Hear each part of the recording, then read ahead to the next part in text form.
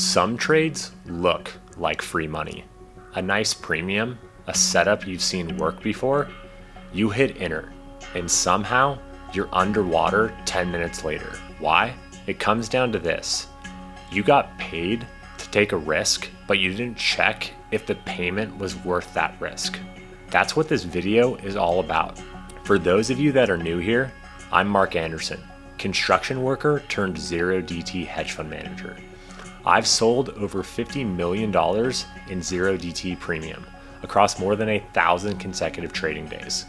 Let's break down what risk premium is, how to tell if it's legitimate, when it isn't worth taking, and how I use it in my own trades to avoid getting lured into the high premium traps.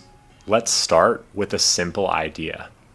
You're always either finding an edge or getting paid to take on risk. Those are two very different things. I love the way fellow trader Ewan Sinclair describes this. If you find a $20 bill on the sidewalk, that's inefficiency. It's there because someone dropped it and no one else saw it yet. That's your edge. But if you see a $20 bill sitting in the middle of the freeway, everyone sees that. They just aren't willing to dodge traffic to go pick it up. That's risk premium. You're being paid not because it's easy money. You're being paid because it's dangerous or inconvenient or volatile, and other people don't want to take on that type of risk. In options trading, this shows up constantly. A lot of people think they've found some type of setup, but what they're really doing is selling insurance. So why does risk premium even exist? Because markets are full of people trying to offload risk. A fund wants to protect their downside before the end of a quarter. A retail trader wants to buy a cheap lottery ticket. An institution needs to hedge their books before the end of the quarter. They're all willing to overpay for that peace of mind. And that overpayment creates your opportunity. This is why options statistically tend to be overpriced. But here's the part most traders miss. Just because it's overpriced doesn't mean it's free money. Risk premium isn't static. It oscillates. It shrinks. It expands. Sometimes even inverts. And it gets eaten up by your own executional cost. Here's what I mean. Let's say you sell a $1 option and your total fees, commissions, and slippage cost you 10 cents. That's 10% of your risk premium gone to the broker who took absolutely zero risk. Now imagine you sell a $2 option with the same 10 cents in executional cost. Now you're going and only giving up 5% of the risk premium to your broker that doesn't take any risk. The smaller the premium, the more those hidden costs eat into your edge. So when you're evaluating a trade, it's not just, is the premium good? It's also, how much of it am I actually keeping? Because if you're not managing that piece, you're handing over your risk premium to the person who's not even taking on the risk. So how do you know if a risk premium is actually worth it? Here's how I break it down. It's not just, am I getting paid enough? It's also, why is this risk unappealing to others? And why is this risk more appealing to me? That's the key. Because risk premium isn't magic. It's just compensation for something the market doesn't want to touch. So I run through a checklist like this. 1. What's the size of the premium relative to the tail risk? Are you getting paid $100 to walk across a tightrope with a safety net or without one? What looks like a decent payout might not be one once you factor in the fat tails or potential extreme volatility. And remember, your execution costs matter too.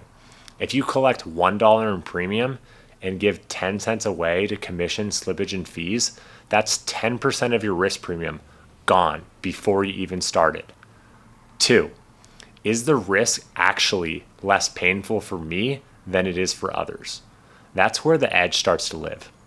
Let me give you an example. At the end of the day, many traders reduce their positions, not because their trades changed, but because overnight margin requirements are higher than they are intraday. They can't stay that leveraged, so they have to exit before the close. But if you have the risk tolerance and you have the capital to hold through the close, that's a structural advantage in the market of an unappealing risk premium. It's not that that trade gets worse, it's that most people can no longer hang on to it. So they leave it, and you can get paid for selling that option that people are trying to basically buy. 3, am I positioned to handle this better than the rest of the crowd? This is where sizing and hedging comes in. If you sell 10 contracts and it only uses 10% of your account, great, you've got room to maneuver. But if those same trades eat up 80% of your account, that premium that you're collecting on is just bait.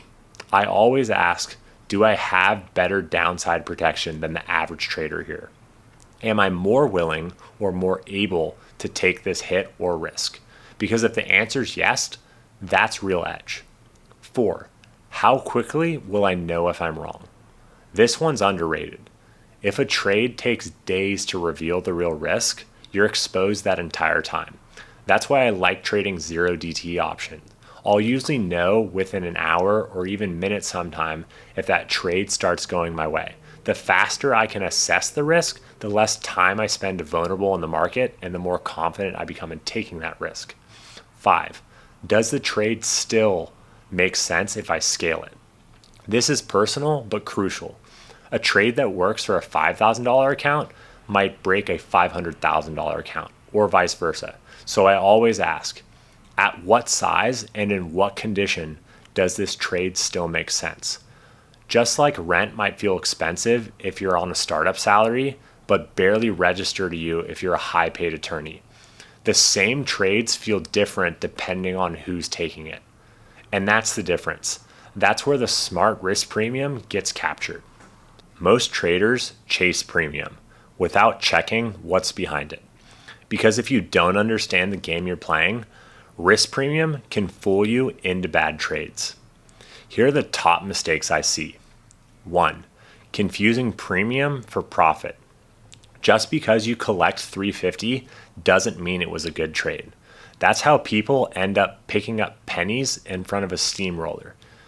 You get used to a high win rate. You think, wow, this works. Then one day it doesn't, and it wipes out 100 winners. If you're not accounting for the risk behind that premium, you're not selling any type of edge. You're selling your future. 2, selling into the noise. Here's a contrarian truth. The best risk premium often show up when things look calm. When the market's surging and everyone's buying NVIDIA and talking about how AI is going to take over the world, that's when people start thinking there's no downside to this. And that's exactly when the downside is most mispriced. Risk premium looks small in these moments, but that's when it's hiding in plain sight. The demand is distorted and hype is driving the market, not logic. 3, ignoring the time dimension. Some of the most reliable risk premiums aren't flashy. They're small, they've been around forever. They persist through all market cycles.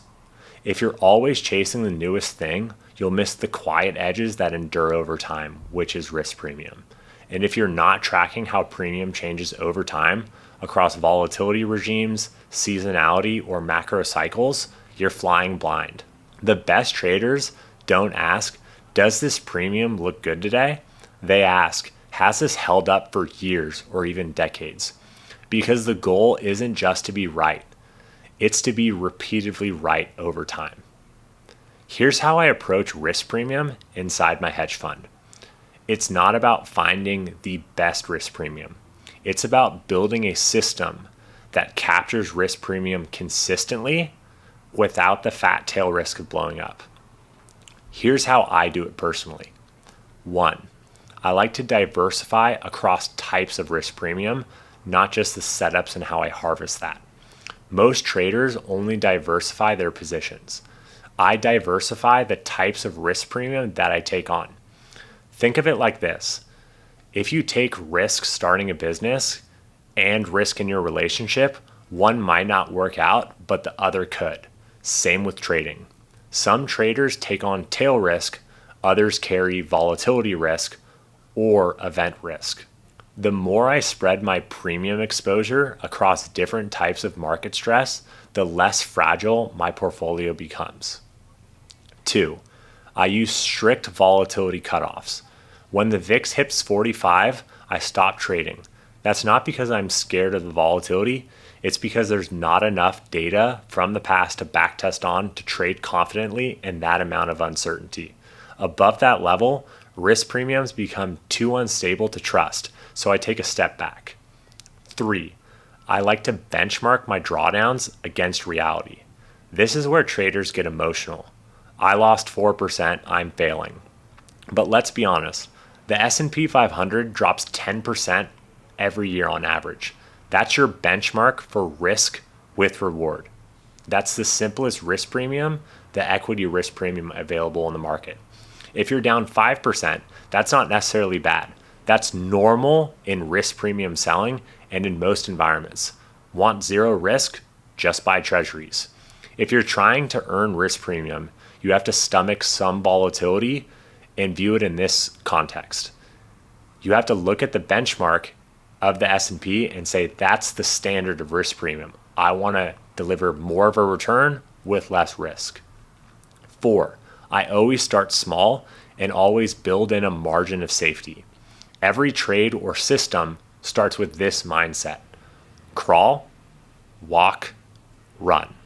Even if the backtest looks amazing, I size it small. I also apply these rules of thumb.